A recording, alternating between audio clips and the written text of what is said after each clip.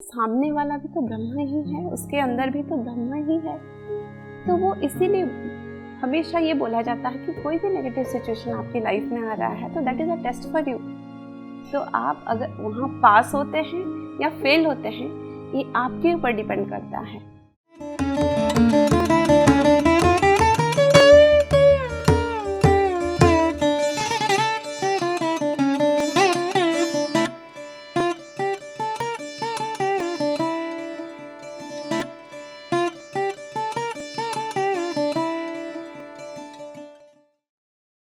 नमस्कार, मेरा नाम मिली है। मैं ब्लेसिंग्स टीम भुवनेश्वर से हूँ। मैं 1 साल 2 महीने करीब हो रहा है मैं ध्यान में आई हूँ और मुझे सारिका सराफ जी, उन्होंने मुझे ध्यान में लाए हैं, वो मुझे ध्यान में लाए हैं।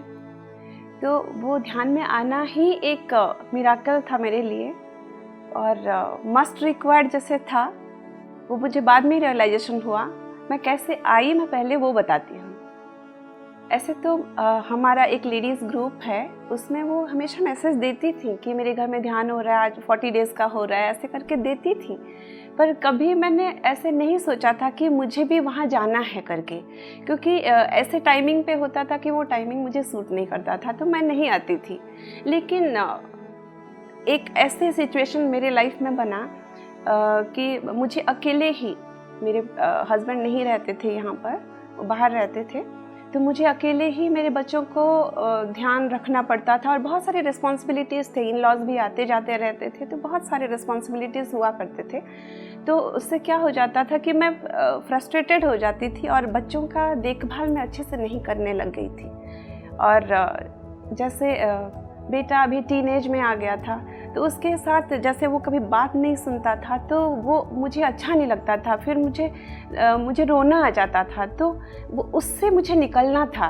तो ये मैंने प्रैक्टिकली देखा कि जब मैं उससे अच्छे से बात कर रही हूँ तो वो मुझे अच्छे से जवाब दे रहा है। जब भी मैं टेंस्ड होकर बात कर रही हूँ तो भी वो भी टेंस्ड होकर बात कर रहा है। तो कहीं ना कहीं वो मेरे अंदर ही वो कमियाँ हैं जो कि मुझे उसमें सुधार लाना है, तो जाके वो वहाँ से मैं जैसे करूँगी वहाँ से वैसे रिस्पॉन्स आएगा। ये मैंने सोचा, ये मेरे मन में था कि ऐसे मेडिटेशन करना, ये पता था कि मेडिटेशन करने से काम होता है, कामनेस आता है, और सोची थी, पर वो टाइमिंग ही नहीं आया था तब तक।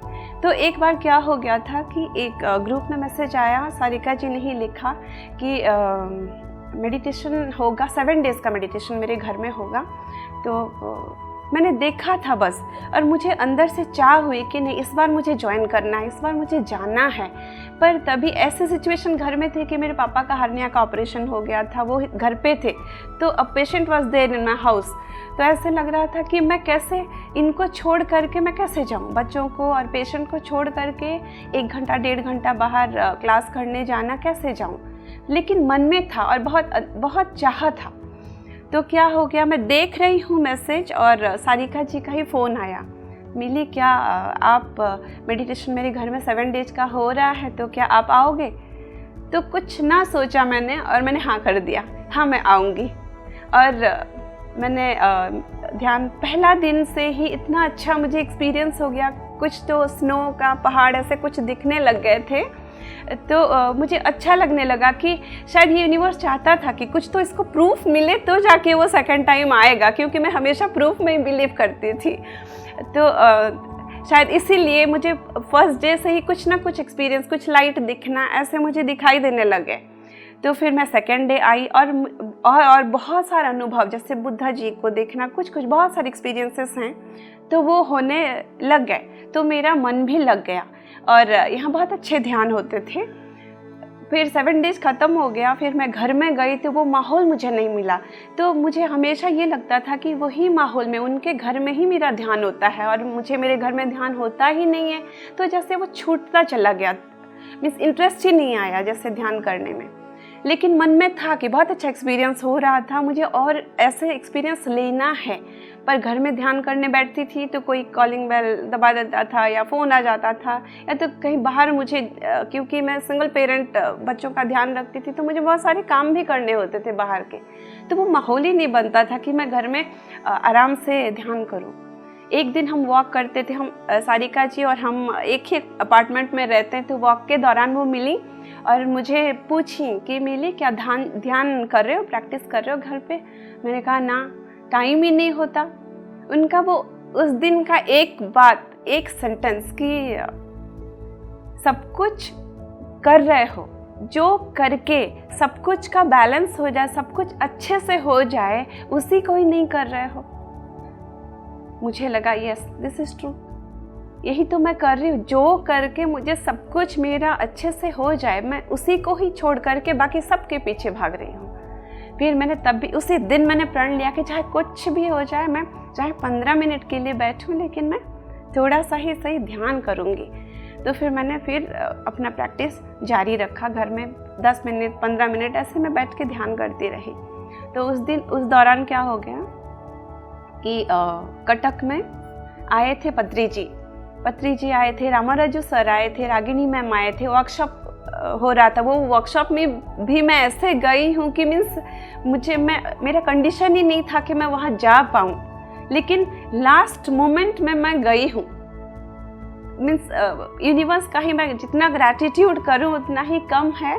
हो सकता है मेरा टाइम आ गया था तभी कि इसको ध्यान चाहिए, इसको यहाँ आना है, तो इसलिए ऐसे कुछ सिचुएशन ऐसे बने कि मैं तुरंत ही निकल पड़ी। घर पे गेस्ट जाए ना, वो बोल रहे हैं कि 9 o'clock निकलेंगे। मैं सोचा हाँ ठीक है, 9 o'clock निकलेंगे तो मैं चल दूँगी, लेकिन वो बोल रहे हैं कि फिर 1 बजे जाना है। तो मैंने बस सरेंडर कर दिया कि ठीक है, मुझे चाह है जाने के लिए, बाकी आप ले जाओ नहीं ले जाओ आपके ऊपर है। मैंने अपना विश छोड़ दिया बस, और मैं सरेंडर हो गई। जो होगा ठीक है, मैं जा पाई तो ठीक है, नहीं जा पाई तो भी ठीक है, इट्स ओके। पर ऐसा संयोग हुआ कि वो गेस्ट भी बोले कि नहीं, हमें अभी ही विदा कर दो। फिर मैंने उनको विदा किया, जैसे उनको टैक्सी में बिठाई और मैं खुद टैक्सी में बैठ करके गई वर्कशॉप कटक अटेंड करने के लिए। तो वहाँ पर रामाराजू सर का सेशन चल रहा था। उन्होंने स्लाइड डिस्प्ले चल रहा था, जो कि ये जो घर में मैं मेडिटेशन कर रही थी प्रैक्टिस, तो उसमें मुझे कुछ आँखें दिखाई देते थे। तो मुझे लगता था कि ये आँखें क्या, ये शायद मेरे ही मन का कुछ भ्रम है, क्या आँखें हैं, मुझे नहीं समझ में आया था। पर वहाँ जैसे एक वैलिडेशन मुझे मिला। वो स्लाइड में उन्होंने दिखाया कि अदर डायमेंशंस के जो क्रिएचर्स रहते हैं वहाँ पर भी एग्जिस्ट करते हैं, बीइंग्स एग्जिस्ट करते हैं, और वो एक कुछ इस प्रकार के होते हैं। वो डिस्प्ले में चलता रहा और एक पिक्चर ऐसे आया कि जिसको जो आंखें मैं बार बार देखती थी मेडिटेशन में, वो आंखें जब मैंने देखे तो मुझे लगा कि नो, कुछ तो है। नहीं तो तब तक मैं simply just I was meditating. हाँ, मैं ध्यान कर रही हूँ कि ऐसे कनेक्शन होता है, दूसरा वर्ल्ड रहता है, उनके साथ भी ये उनमें वहाँ पर ये क्रिएचर्स भी रहते हैं और वो एंजल्स हैं, हमें हेल्प करना चाहते हैं, आप डरना मत, ऐसे जैसे बोले सर। तो मुझे ध्यान के प्रति और मेरा लगाव बढ़ गया और उसके बाद से मैं ध्यान को जैसे पकड़ करके, मजबूती से पकड़ करके रखी। एक वैलिडेशन मुझे जब मिला, प्रूफ चाहिए होता है मुझे, तो प्रूफ मिल गया। तो फिर ध्यान मेरे जीवन का एक पार्ट जैसे बन गया। फिर हमारे सोसाइटी में एक गणेश मंदिर है, वहाँ पर लास्ट जो विंटर सॉलिस्टिस उसमें हमारा शुरू हो गया था जो 7 PM वाला जो मेडिटेशन है, रेगुलर मेडिटेशन स्टार्ट हो गया था। तो हम लोग गार्डन में बैठ करके हम करते थे मेडिटेशन, 40 मिनट्स का करते थे। और उसके बाद हम जो एक्सपीरियंस होता था, सारिका जी हमारा वो एक्सपीरियंस का कुछ जो मीनिंग्स है तो वो समझाती थी। तो हम लोग ऐसे बात करते थे, मैं और मेरे बहुत सारे फ्रेंड्स हैं, पद्मजा, रूमा, हम सब बात करते थे। ख़त्म हो जाता था सेशन, पर हमारा जो सज्जन सांगत्य वो चलता ही रहता था। तो कि सारिका जी को कितना आता है, हर क्वेश्चन का आंसर उनके पास है, कितना नॉलेज होगा, नहीं ऐसे सोचते थे हम लोग। और फिर ऐसे हुआ कि धीरे धीरे हम भी वो क्वेश्चंस का मतलब थोड़ा थोड़ा समझ में आया, क्योंकि अज्ञानता की वजह से जो है एक परत हमारे बुद्धि में जो पड़ी हुई थी, वो हो सकता है कि वो मेडिटेशन में आने के बाद वो थोड़ा थोड़ा शायद जल गया। बोलते हैं कि भगवद गीता में लिखा हुआ है कि ध्यानाग्नि दग्ध कर्मणम। तो शायद हमारे कुछ कर्म, जो बुरे कर्म हैं, वो शायद कट गए थे, तो हमें भी कुछ कुछ समझ में आ गया था, आने लग गया था। तो ऐसे करके फिर क्या हो गया, तुलसी दल बुक के बारे में सारिका जी ने कुछ ऐसे जिक्र किया। तो मैं बहुत बुक पढ़ने में मुझे बहुत नहीं है, मुझे टाइम ही नहीं मिलता है। मैं ज़्यादा एनालिसिस करती हूँ हमेशा। कोई भी एक टॉपिक आ जाए या तो फिर कोई कुछ बोले, कोई कुछ सिचुएशन आए, उसको मैं एनालिसिस करती हूँ। मैं चुप साइलेंटली कुछ खाना बना रही हूँ, उसको डिबेट चलता रहता है मेरे मन में, हमेशा डिबेट चलता रहता है। और कोई एक कंक्लूजन जैसे मिल जाए तो तसल्ली। ऐसे बुक बहुत ज़्यादा मैं नहीं पढ़ती थी, पर पता नहीं क्या हो गया, मैंने अमेज़न से ऑर्डर किए वो तुलसी दल बुक। और जैसे हमारा रोज़ का क्वेश्चन आंसर सेशन होता था मेडिटेशन के बाद, तो सारिका जी जैसे कुछ आंसर देती थी, रिप्लाई देती थी, तो वो मैं बोली कि ये तो हाँ, ये तो तुलसी दल में है ये, क्योंकि तब मैं थोड़ा थोड़ा पढ़ने लग गई थी, ये तुलसी दल में है। तो फिर उन्होंने कहा कि क्या आप एक्सप्लेन करोगे एक एक चैप्टर, क्योंकि हमारे वहाँ अंकल आंटी वगैरह हम 30-40 मेंबर्स हम वहाँ पर रोज़ ध्यान करते थे, क्या समझाओगे? मैंने कहा हाँ समझाऊंगी, हाँ कर दिया। फिर जैसे नेक्स्ट बोले ठीक है कल से चालू कर दो। फिर मैं तैयारी करने लगी।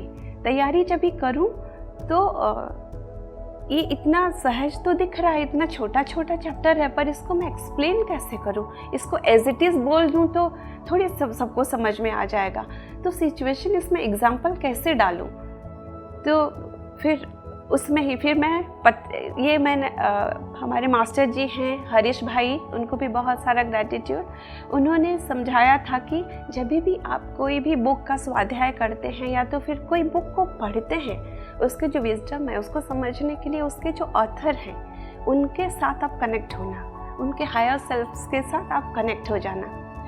तो मुझे लगा इसके तो ऑथर हैं पत्री जी, तो मैं उनको इनवाइट करने लगी और आप मुझे राह दिखाओ कि मैं कैसे समझाऊं, आप ही का विजडम है, मैं लोगों तक इसको कैसे पहुंचा दूं और एज इट इज़ उसमें मेरी बुद्धि का कोई अप्लाई ना हो, आप ही का जो विजडम है वही सीधा सीधा वही जाए और मेरा बुद्धि उसमें शामिल ना हो। फिर मैं खाना बनाती थी और सोचती जाती थी, कुछ होता था मीन्स सर भारी हो जाता था और जैसे फट से एग्जाम्पल मुझे दिखता था, यही तो एग्जाम्पल है मेरे घर पे ही, यही तो एग्जाम्पल है, ये तो एग्जाम्पल है। तो फिर मुझे कॉन्फिडेंस आता था कि ओके अच्छा यही बोलना है। मेडिटेशन के बाद फिर वो समझाने लगी तो सब अच्छे से समझ पाए, यही मुझे खुशी है कि अच्छे से समझ पाए। तो फिर मुझे लगा कि नहीं, एनर्जी वर्क करता है, हायर सेल्फ जो बोलते हैं, ये मैंने प्रैक्टिकली कभी नहीं देखा था, वो भी मुझे प्रूफ उस दिन मिला कि मीन्स ऐसे किसी को इनवाइट करो तो वो आते हैं और आपको हेल्प करते हैं। तो यही मीन्स पत्री जी ने मुझे बहुत हेल्प किया, मेरे थ्रू ही वो बुलवाए और उनका जो विजडम था, जितने भी हमारे वहाँ ध्यान करते थे उनको उनके दिल तक पहुँचा, उनको बहुत पसंद भी आया। तो उसके बाद लॉकडाउन शुरू हो गया। लॉकडाउन शुरू हुआ तो मेडिटेशन बंद हो गए, फिर जूम क्लासेस हुए। जूम क्लासेस में कुछ दिन का ही क्लासेस शुरू हुए थे, तभी पत्री जी का ही मैसेज आया कि Sita the untold story of Sita, जो देना मरियम जी के द्वारा लिखी हुई है, वो बुक अभी के कोरोना सिचुएशन के लिए बहुत ज़रूरी है, उसको आप पढ़ो, उसका ट्रांसलेशन करो, वो बहुत ज़रूरी है। तो सारिका जी ने मुझे कहा कि मिली आप क्या ये करोगे? बस उन्होंने ये नाम लिया कि the untold story of Sita, क्या आप करोगे? तो तब तक मुझे पता ही नहीं था कि the untold story of Sita है क्या। तो फिर मैंने गूगल में सर्च किया कि ये है क्या, देखा अच्छा इट्स अ स्टोरी बुक, अच्छा ये स्टोरी बुक है तो इसको कहानी जैसे बोलना है। क्योंकि मुझे लगता था कि जो हमारे अंकल आंटी हम फ्रेंड्स वहाँ ध्यान करते थे उनको ही बोलना है। तो मैंने कहा अच्छा ठीक है मैं करूँगी, पर वो टाइम ही नहीं आया था, मुझे समय ही नहीं हो रहा था। तो उस टाइम पे मैं घर पे साई सच्चरित्र पढ़ती थी। तो वो साई सच्चरित्र मैं पढ़ रही थी, जब भी मेरे मन में ये विचार था कि मैं ये साई सच्चरित्र जो साप्ताहिक पारायण था वो 2-2 घंटे लग जाते थे, तो इसमें से थोड़ा टाइम बचे तो मैं वो बुक को तो देखूं वो क्या है, the untold story of Sita है क्या। तो ऐसा सिचुएशन साई बाबा ने ऐसे दिखाया कि उसके नेक्स्ट डे ही मुझे ऐसे सिचुएशन मिले कि मुझे साई बुक नहीं पढ़ने पड़े, ख़त्म हो गया। तो फिर मैंने ये बुक PDF डाउनलोड करके मैंने पढ़ना चालू किया। और लॉकडाउन था, घर पे सब हस्बैंड बच्चे सब घर पे, और टाइम भी नहीं मिलता था कि मैं कैसे करूं इसको। लेकिन उस दिन क्या हो गया, सब सो गए, दोपहर को खाना खा के सो गए, और मैं मोबाइल निकाली, सोफे में बैठी और उसको पढ़ी। तो पढ़ते पढ़ते 2:30 से 6 बज गए मुझे, और समय का मुझे पता ही नहीं चला। जैसे मैं वहाँ पर हूँ, मैं सिचुएशन देख रही हूँ, वो मिथिला में देख रही हूँ, वो माता सीता को मैं देख रही हूँ। मुझे ऐसे लगा, मुझे लगा कि नहीं मुझे ये करना है। वो एक चाह आया मुझे कि मुझे ये करना है। तब तक मैं सारिका को हाँ नहीं बोली थी कि मुझे करना है करके, मैं पहले जान तो लूँ कि है क्या। फिर जैसे पढ़ी मुझे बहुत ही अच्छा लगा। उस दिन के शाम के जो 7 o'clock मेडिटेशन में मैंने देखा कि मेडिटेशनल एक्सपीरियंसेस में मैंने देखा कि एक पहाड़ी है, पहाड़ी के लेफ्ट साइड में एक चबूतरा टाइप का है, वहाँ पर 2 जने बैठे हैं, 2 जेंट्स बैठे हैं, उनका पीछे का हिस्सा दिख रहा है। तो सडनली मेरे दिमाग में आके राम और लक्ष्मण है। फिर मुझे लगा कि नहीं, ये मैं जो बुक पढ़ी थी उसी का ही हैंगओवर है, इसलिए मुझे ये दिख रहा है। किसी को मैं कुछ नहीं बताई। नेक्स्ट डे शाम को फिर से 7 o'clock मेडिटेशन में फिर मैं बैठी कि क्या था वो, मुझे वो वैलिडेशन चाहिए, क्या था वो। फिर ध्यान करते करते मुझे ऐसे दिखा कि एक सी बीच है, सी बीच में एक मेल आगे चलते चलते जा रहे हैं, और पीछे एक मेल एंड एक फीमेल वो उनके पीछे पीछे जा रहे हैं, और धनुष है उनके बाजू में, उनके आर्म में धनुष है। तो मुझे तभी वैलिडेशन मिला कि नहीं, ये राम लक्ष्मण सीता ही हैं, और ये मुझे इंडिकेट कर रहे हैं कि आप बुक को करो करके। तो फिर मैंने डिसाइड किया कि नहीं, मुझे करना है इसको। तब तक मैं नहीं समझी, मुझे मीन्स करना है, ऐसे पढ़ लिया अच्छा लग रहा है, पर इट इज़ अ रिस्पॉन्सिबिलिटी कि आप रोज़ कहानी सुनाओ सबको, वो भी जूम क्लासेस में अच्छे चलते नहीं हैं, कभी अटक जाता है। तो ये मेरे मन में था कि ये तो अटक जाता है, मैं किसी को कहानी बोल रही हूँ और कोई सुन भी पा रहा है कि नहीं, ये भी तो होना चाहिए कि सुने सामने वाला। तो ऐसा हुआ कि सारिका मैडम ने कहा कि नहीं, ऐसे जूम में नहीं बोलना है और इसका ऑडियो बनाना है, ऑडियो करके हमारा जो ग्रुप था उसमें शेयर कर देना है। मैंने कहा वाह यूनिवर्स, आपने फिर से मेरी बातें सुन ली। फिर ऑडियो बनाई, और हमारे जितने भी ग्रुप मेंबर हैं वो सब सुने, उनको बहुत अच्छा लगा। बहुत ही मीन्स रोज़ ही एक 8-10 मिनट का ऑडियो रहता था, वो मैं रिकॉर्ड करती थी, पहले ट्रांसलेट करती थी उसको, फिर रिकॉर्ड करती थी, और फिर सुबह सुबह उसको शेयर किया जाता था, और सब सुनते थे मज़े से, सुबह सुबह एकदम सुनते थे, सबको अच्छा लगता था। फिर उस बीच में क्या हो गया, जैसे काम वाली कोई नहीं है, कोरोना में कोई काम वाली नहीं है। इतना आप 8-10 मिनट का बोलेंगे तो आपको 8-10 पेज लिखना भी ज़रूरी है। तो वो टाइम ही कैसे मैं मैनेज करूं, ऐसे लगता था कि मेरी जो सीता माता है वो बहुत ही इतना हेल्प किया है उन्होंने कि जैसे रात को कभी कभी 2 घंटे सोती थी, कभी कभी 3 घंटे, किसी दिन 4 घंटे सो ली तो बिग डील है। मीन्स उस दिन मैंने बहुत ज़्यादा सो लिया जैसे, और एनर्जी भर के, ऐसा कुछ नहीं कि एनर्जी में कमी है और मैं थक गई, मुझे नींद आ रही, ऐसा कुछ नहीं है। मैं अलार्म भी नहीं लगाती थी, और मैं बस ये इंटेंशन डाल के सो जाती थी कि मुझे 2 बजे रात की जगा देना। तो फिर 2 बजे रात को एग्जैक्टली 2 बजे मेरी नींद खुल जाती थी। और मैं उठ के फिर जो बाकी का जो लिखाई रहता था उसको लिखावट कंप्लीट करके फिर उसका भोर उसका फिर ऑडियो रिकॉर्ड करके फिर सुबह सुबह छोड़ा जाता था एवरी डे। मीन्स ये सिलसिला 3 वीक्स तक means not missing a single day चलता रहा। फिर उसके बाद एक अध्याय आया, उसमें सीता माता ने कहा है कि ज़रूरत से ज़्यादा भी आप शारीरिक जो परिश्रम है उसको नहीं करना चाहिए, जितना आपसे हो सके उतना, उससे ज़्यादा नहीं, अधिक नहीं। तो फिर ऐसे हुआ कि ठीक है, साथ माता का ही सुन लेते हैं, उन्हीं का ही मैसेज मेरे लिए है। तो वीकली 1 डे ऑफ मैंने लिया, फिर उसके नेक्स्ट मैं फिर वीकली 2 डेज़ ऑफ लिया। ऐसे करके उन्होंने बहुत गाइड किया, मुझे बहुत गाइड किया। ईच एंड एवरी टाइम मैं उनको महसूस करती थी कि वो मेरे पास हैं, मुझे गाइड कर रहे हैं। और जब भी मुझे पता नहीं चलता था कि मैंने कितना लिख लिया है, ये आज के लिए काफ़ी है क्या। तो जैसे मैं मेडिटेशन में बैठती थी तो वो जैसे उठा देती थी कि उठो उठो, देखो मीन्स कंप्लीट हो गया है तुम्हारा। तब तक मुझे पता नहीं चलता था कि वो मैं क्यों बैठ नहीं पा रही हूँ ध्यान में।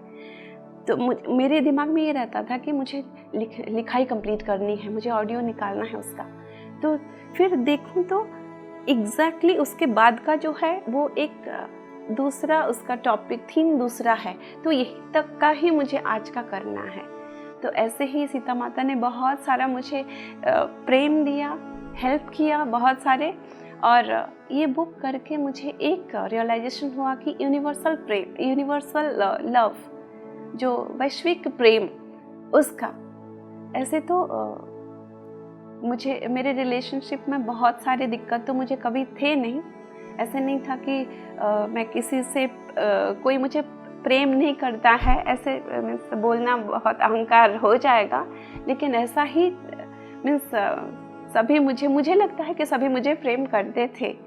और बट यूनिवर्सल प्रेम मीन्स आप पेड़ में, पौधों में, आप जीव जंतु सब में जब भी आप देखते हैं वो प्रेम को, then it is called universal प्रेम। तो उसके बाद से मुझे लगा कि पेड़ों से भी बात करनी चाहिए, ये जो चिड़िया है इससे भी बात करनी चाहिए, ये भी मेरी बात समझ सकते हैं। और सीता माता जैसे बातें करती थी, बस आंखों में आंख डाल कर, आंखों में ही देख करके वो बातें करती थी, तो लगता था कि बटरफ्लाइज उड़ रहे हैं, कुछ तो मैसेज है मेरे लिए। गाड़ी में ऐसे जाती हूँ, मैं ड्राइव करके जा रही हूँ और इतने सारे बटरफ्लाइज मेरे गाड़ी के सामने बिल्कुल, तो मुझे लगा आप हट जाओ, आपको लग जाएगी। तो ये एक बहुत अद्भुत एक्सपीरियंस जो इस बुक के साथ मेरा जुड़ा हुआ है, यूनिवर्सल प्रेम जो इंडिकेट करता है, वो मैंने सीखा। नेचर से कैसे प्रेम करना है। वैसे तो मेरा जो परवरिश है वो गांव में ही हुआ था और मुझे वैसे ही नेचर से बहुत पसंद है और नेचर मुझे बहुत पसंद है। हमेशा मैं चिड़िया जो बोलते हैं चिड़िया, मैं उनको सुनती हूँ शुरू से ही, ध्यान में आने से पहले, छोटे से ही मुझे बहुत शौक़ है। तो वो चिड़िया वाली भी 1-2 चिड़िया आने लग गए, तभी मैं जब भी लिख रही थी, मेरे बालकनी में कुछ पौधे हैं वहाँ पर आने लग गए।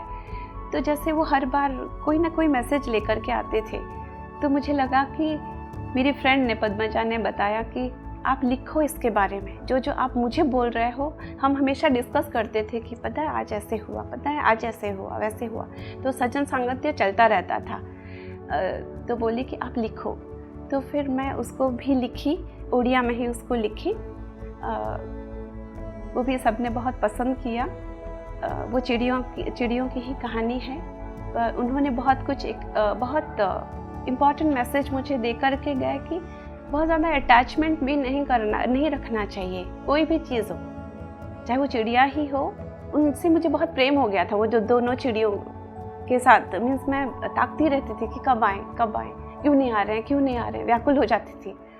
तो फिर मुझे लगा कि नहीं, मीन्स ऐसे कुछ सिचुएशन हुआ कि वो आए ही नहीं। तो फिर मुझे लगा कि नो, ये है कि डिटैचमेंट सिखाने के लिए, कहीं मैं वो राजा भरत के जैसे ना बन जाऊं कि वो जैसे वो मृग के बच्चे के पीछे वो पागल हो गए थे बिल्कुल, और पूरा एक इनकारनेशन उनका वो निकाल दिया उसके मृग के प्रेम में। तो मैं ऐसे ना हो जाऊं कि मुझे अगले जन्म में फिर मृग का जन्म लेने पड़े, ऐसे ना हो जाए। तो ये मुझे शिक्षा दे रहे हैं कि इसीलिए मुझे नहीं आ रहे मेरे पास अभी। और ऐसा ही हुआ, जब मैंने रियलाइज़ किया उसके बाद वो मुझे दिखे। तो हर पल में जैसे यूनिवर्स के हर चीज़, हर लिविंग बीइंग ने कुछ ना कुछ सिखाया। तो ये बुक से और भी अभी और भी मिल रहा, बहुत सारा ज्ञान है उसको मैं हर सारे जितने भी मास्टर्स हैं, जितने भी मेडिटेटर्स हैं, नॉन मेडिटेटर्स हैं, मैं बोलूँगी कि वो बुक को आप ज़रूर पढ़ें। तो प्रेम क्या होता है वो समझ में आएगा कि what is called real Prem. Means आप नॉन लिविंग थिंग से भी आप प्रेम कर सकते हैं, वो भी समझते हैं। सारे चीज़ों में एनर्जी भरी रहती है।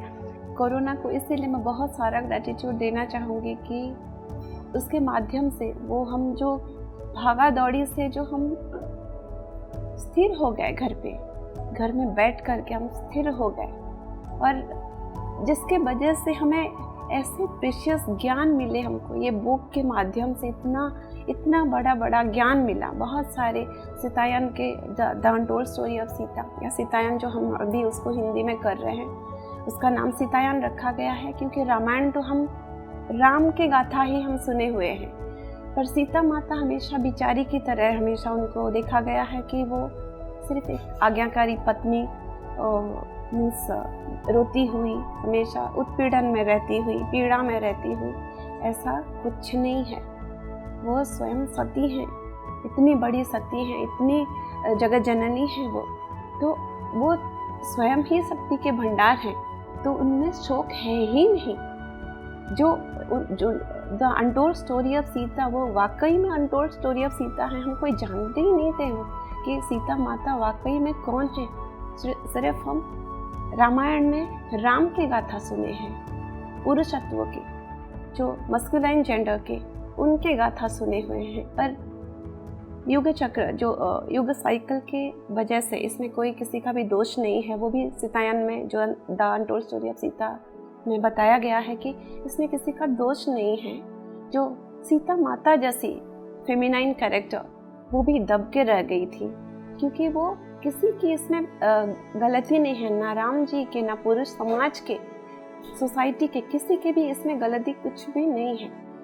केवल युग चक्र, जो युग साइकिल है, उसमें हम लोग बिल्कुल जो गैलेक्टिक सेंटर से हम इतने दूर आ गए हैं कि जो अपना जो आध्यात्मिकता है, जो हम रियल में हम कौन हैं, हम जितने भी वो गैलेक्टिक सेंटर से हम जितना दूर होते जाएंगे, अपनी आध्यात्मिकता को हम भूलते हुए जाएंगे, और हम कौन हैं हम भूल जाएंगे। हम ही भगवान हैं ये हम भूल जाएंगे, जो कि हम भूल गए हैं। और हम समझते हैं कि हम मनुष्य हैं, पर है तो हम वही भगवान ही। सत्ययुग में जैसे पेड़ पौधे, पहाड़, नदियाँ बातें करते थे, हमने पंचतंत्र की कहानी में सुने थे। वो कहानी यूं ही किसी ने नहीं लिख दिया है, अब समझ में आता है। पहले तो हम उसको एज अ स्टोरी पढ़ते थे, ऐसे सोचते थे कि पहाड़ कभी बात किया है, चलो ये एक स्टोरी है, बच्चों को लुभाने के लिए एक स्टोरी है। पर नहीं, वो सत्ययुग था। सत्ययुग में सब बात करते थे, क्योंकि सत्ययुग में हमारा जो सोलर सिस्टम था वो बिल्कुल नज़दीक था गैलेक्टिक सेंटर से। तो हम अपनी आध्यात्मिकता से इतने अच्छे से जुड़े हुए थे, क्योंकि हम अभी जो बोलते हैं, जो मेडिटेशन बोलते हैं कि हम यूनिवर्सल एनर्जी को हम टानते हैं थ्रू मेडिटेशन, हमारे सहस्रार के थ्रू से आता है। वो क्या है? वो गैलेक्टिक सेंटर के ही एनर्जी है, यूनिवर्सल एनर्जी वही तो है। तो हम उसके जितने करीब रहेंगे उतना ज़्यादा हम टानेंगे। तो सत्ययुग में हमारा जो सोलर सिस्टम है वो इस पोजीशन में था कि बिल्कुल उसके ऊपर ही गैलेक्टिक सेंटर, तो भरपूर मात्रा में जो है यूनिवर्सल एनर्जी सबको मिलता था, सिर्फ ह्यूमन बीइंग को नहीं, पेड़ पौधे, माउंटेन, नॉन लिविंग थिंग सबको मिलता था। इसीलिए वो जानते थे कि वो कौन है, और प्योरिटी थी इसीलिए क्योंकि वो जानते थे कि वो प्योर बीइंग है। तो जैसे जैसे हम युग चक्र में हम दूर होते चले गए, उसके बाद सतयुग के बाद आया त्रेता युग, उसके बाद आया द्वापर, उसके बाद कली। कली में हम हैं, अभी तो हम कली से भी ऊपर उठ गए हैं, हम द्वापर के अर्ली द्वापर में हैं अभी। तो जैसे कलयुग में हम बिल्कुल उसके इतने डिस्टेंस में है गैलेक्टिक सेंटर के कि हम भूल ही गए हैं। स्पिरिचुअलिटी से बहुत दूर दूर तक कोई नाता ही नहीं है। वो कोई एक आध प्योर सोल है जो कि रियलाइजेशन उनमें है कि वो रियल में वो क्या है, वो प्योर बीइंग है करके। और बाकी जितने हम घूम रहे हैं ऐसे इसको ब्लेम करना उसको ब्लेम करना, ये सब उसी की वजह से कि आध्यात्मिकता की कमी है, माने ज़ीरो है। जिसमें जितनी नासमझ है वो उतनी आध्यात्मिकता की नेग्लिजेंस है। ज़ीरो स्टेट में रहते हैं हम। तो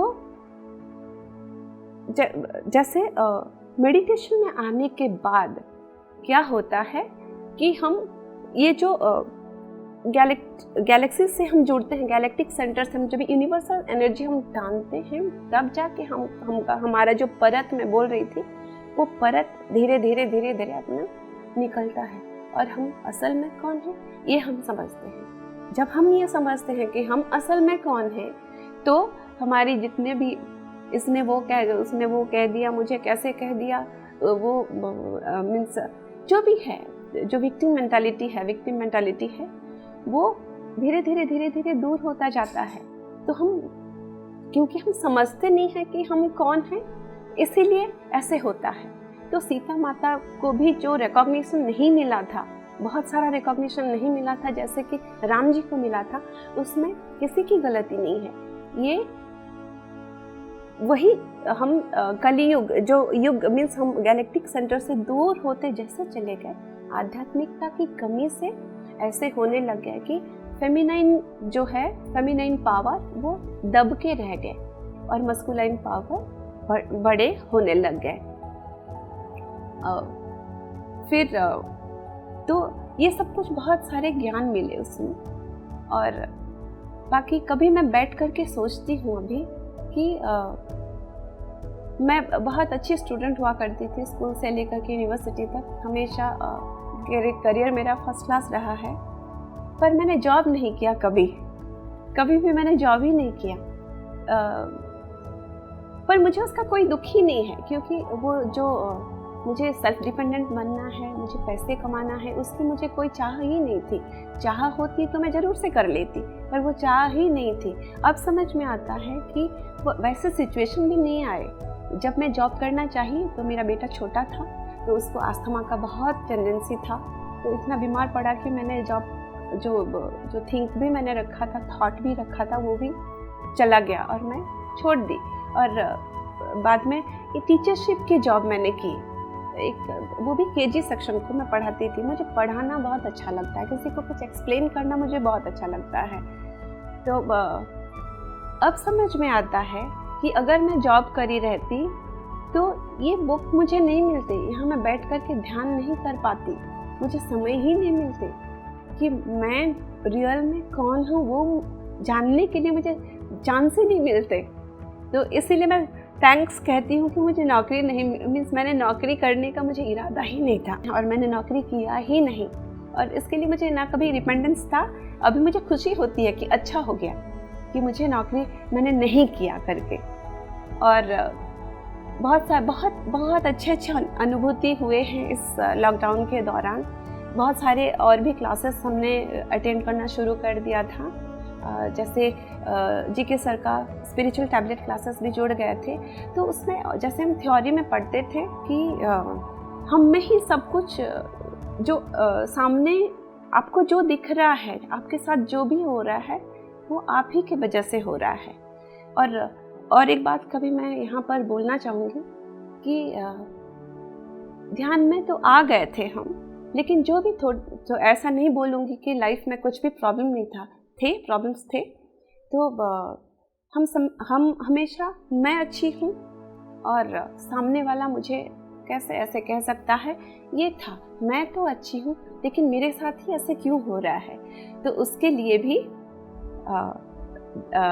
कर्मा एंड री इनकारनेशन, वो जो बुक हमको मिला, सारिका मैडम ने सबको एक एक कॉपी उसका दिया था उन्होंने, तो उसको पढ़ करके law of Karma, cause and effect, law of cause and effect, उसका जब भी समझ में आया तब ये जो विक्टिम मेंटालिटी है वो कितने आसानी से हम उससे उभर करके आ गए कि जो कुछ हो रहा है वो मेरा ही किया धरा हुआ है।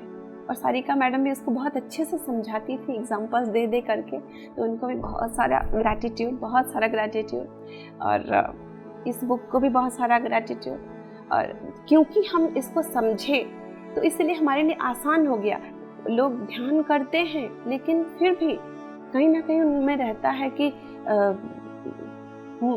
मेरे साथ ऐसे हो रहा है, मैं इतना ध्यान कर रही हूँ फिर भी मेरा नहीं जा रहा है, मेरे साथ ये प्रॉब्लम हो रहा है। तो इसका कारण ही यही है कि उनको law of cause and effect पता ही नहीं है। तो मैं सभी को आग्रह करूँगी कि वो बुक एक बार आप पढ़िए। कारण प्रभाव, हर कोई बात का जो भी है उसका कारण जरूर रहता है। आज जो प्रभाव है उसका कारण पीछे पास्ट के टाइम में या पास्ट के लाइफ में जरूर रहता है। आप एक बार उसको जान गए तो फिर किसी को ब्लेम करने का कोई ज़रूरत ही नहीं है। तो ये है, ये भी मुझे मिला, ये भी समझ में आया। तो लाइफ धीरे धीरे बहुत आसान होता चला गया। और जो स्पिरिचुअल टैबलेट क्लासेस की बातें मैं कर रही थी उसमें क्या हो गया था कि वो भी जैसे प्रैक्टिकली ये हो रहा है, ये डिजीज़ हो रहा है तो आप ही में कुछ है प्रॉब्लम, आप ही में कुछ है। तो वो प्रैक्टिकलिटी को हमने देखा कि हाँ, अब आज मैंने ये सोचा था, ये थॉट में भी मेरा था कुछ नेगेटिविटी, तो आज ये मेरे साथ हो गया। तो वो भी क्लिनजिंग होता चला गया। अपने ऊपर जो प्रैक्टिकल है वो भी हम करने लग गए। थ्योरी तो बुक तो था ही, प्रैक्टिकल भी हम करने लग गए। तो उसके लिए भी जीके सर को बहुत सारा ग्रेटिट्यूड। और जो भी है, और धूल इतने जमे रहते हैं, जन्मों जन्मों के जो धूल पड़े रहते हैं अपने ऊपर, तो वो इतनी आसानी से नहीं जाती है। ठीक है, कोई बुक्स होते हैं, आपका लाइफ चेंज होता है, आपका डायरेक्शन, आपका जो लाइफ का डायरेक्शन वो चेंज हो जाता है, लेकिन आपको अभी बहुत दूर जाना होता है। तो सुषमा शराफ जी वो भी बहुत बड़ी मास्टर हैं, उनका क्लासेस हमने अटेंड किया था। 41 डेज का सेल्फ इंट्रोस्पेक्शन, खुद के ऊपर ही इंट्रोस्पेक्ट और करना है कि अहंकार है, ठीक है, बहुत बड़ी बड़ी बातों में अहंकार नहीं है, पर पॉजिटिव अहंकार भी, छोटी छोटी अहंकार भी रहती है हमारे अंदर, जो कि हमें समझ में नहीं आता है। तो वो सारे को टटोल करके उन्होंने ऐसे निकाला कि रोज़ होमवर्क देती थी वो कि आप ढूंढिए, जरूर मिलेगा। ऐसा नहीं है कि आपको ये सिचुएशन आ रहा है, कोई भी नेगेटिव सिचुएशन आ रहा है, इसका कारण कहीं ना कहीं और अंदर सतह में है, आप ही के अंदर है, आप ढूंढिए। तो वो एक 41 डेज का बहुत सुंदर जर्नी रहा। उसमें बहुत सारे जो बोलूँ खुलासा होता चला गया।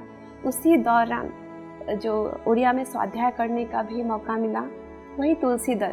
मेरे फ्रेंड्स हमेशा मुझे कहते थे कि जो हम मंदिर में एक्सप्लेन करते थे तो उसमें बोलते थे कि तुम्हारा वो जो बोलने का स्टाइल है वो बहुत अच्छा लगता था, वो तो आधा में रह गया था हमारा, तो वो काश तुम वो कर लो।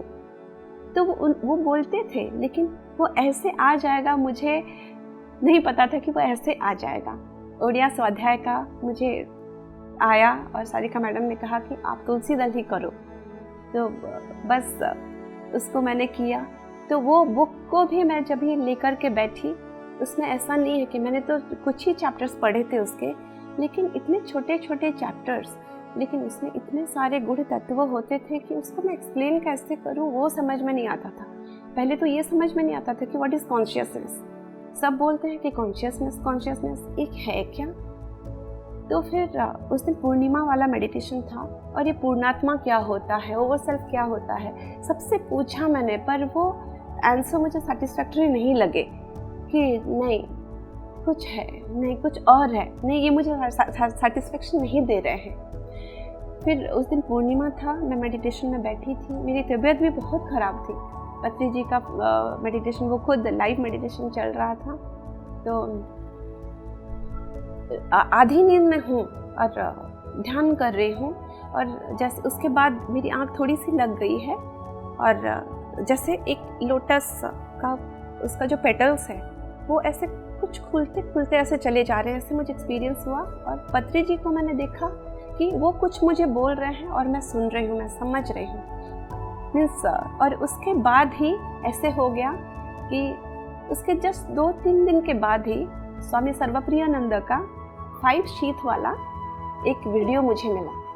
तो वो वीडियो में इतना अच्छे तरह से जो 5 शीट्स 5 लेयर्स, हमारा जो बॉडी का लेयर है वो इतने अच्छी तरह से उन्होंने समझाया है कि जो अपलक बोलते हैं ना, आँखों में पलक नहीं पड़ना, वैसे मैं उसको सुनती गई। बस वो 1 घंटा में सुनती गई बिना कोई डिस्टर्बेंस के। तो उससे इतनी अच्छी क्लैरिटी आई, ओवर सेल्फ क्या है वो समझ में आया। उसके बाद भी और 1-2 वीडियो उनका देखा मैंने, जैसे लगता था कि बस उन्हीं को सुनती रहूं, इतना अच्छा लग रहा था। तो इतना अच्छा खुलासा हुआ। तो फिर जब भी मैं स्वाध्याय की तो सबको समझाने में मुझे आसानी हो गई कि ये जो है पत्री जी को मैंने देखा था, उन्होंने जो एक्सप्लेन किया था वो डायरेक्ट तो आके मुझे नहीं बोलेंगे, उन्होंने माध्यम मुझे भेजा कि कैसे करके यूनिवर्स ने जुगाड़ कर दिया कि ये वाला वीडियो आप देखो, इसमें ही आप क्लियर हो जाओगे। तो thanks to that Purnima, that moment, कि उस दिन वो मोमेंट नहीं आया होता तो आज मैं पूर्णात्मा में ही अटकी रहती, कि पूर्णात्मा क्या है, कॉन्शियसनेस क्या है, उसी में अटकी रहती। तो उसके बाद से तुलसी दल के मैंने 1-2 वो किए, फिर वही स्वामी सर्वप्रियानंद के द्वार सुपर्णा भी मैंने किए, जो हायर बर्ड लोअर बर्ड उसका भी मैंने किए।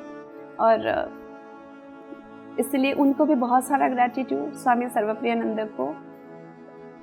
और अभी आगे की यात्रा तो ऐसे ही चलती जाएगी। अभी अष्टवक्र गीता यूनिवर्स ने वो भी दिया है, वो वाला अभी वो बुक चल रहा है, उसको समझने की कोशिश कर रही हूँ और थोड़ा बहुत कुछ समझ में आ रहा है। प्रैक्टिकल लाइफ में वो इम्प्लीमेंटेशन, वो घर में ऐसे सिचुएशन हो जाते हैं कि वो जैसे टेस्ट होता है, आपको ये जो थ्योरी आप पढ़े थे उसी का ही तो प्रैक्टिकल आपको यहाँ करना है।